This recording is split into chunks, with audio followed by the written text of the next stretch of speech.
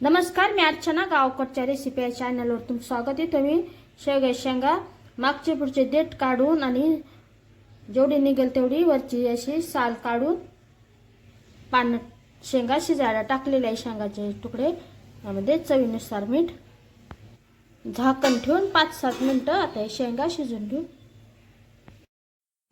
भांड्यामध्ये थोडंसं तेल, यामध्ये सुक्या खोबऱ्याचे तुकडे, तेलामध्ये व्यवस्थित रंग बदलेपर्यंत ते भाजून घ्यायचे खोबरं.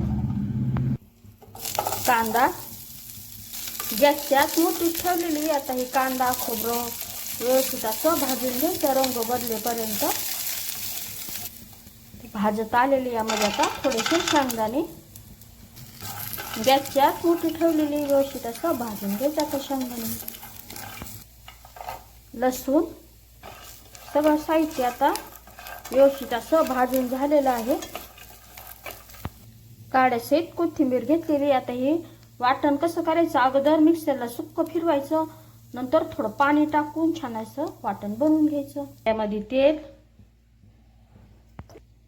तेलामध्ये आता हे वाटण साहित्य भाजून घेतलेलं आहे.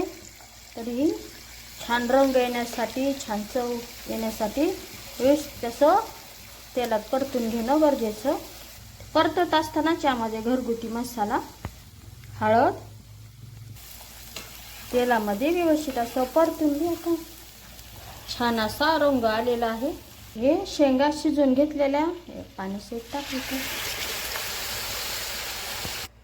यामध्ये गरजेनुसार पाणी वाढवायचं. आता मी हे चपातीसोबत खायला बनवणार आहे आणि भातासोबतही, तर त्यामुळे जास्त रस्सा वाढवणार नाहीये.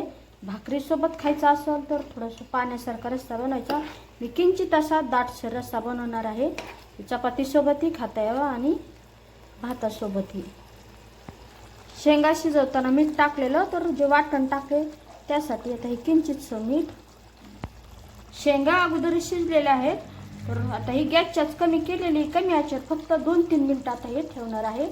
झाकण ठेवायची गरज नाही. इथं आता 2-3 मिनिटं झालेले. बारीक कट केलेली कोथिंबीर, गॅस बंद.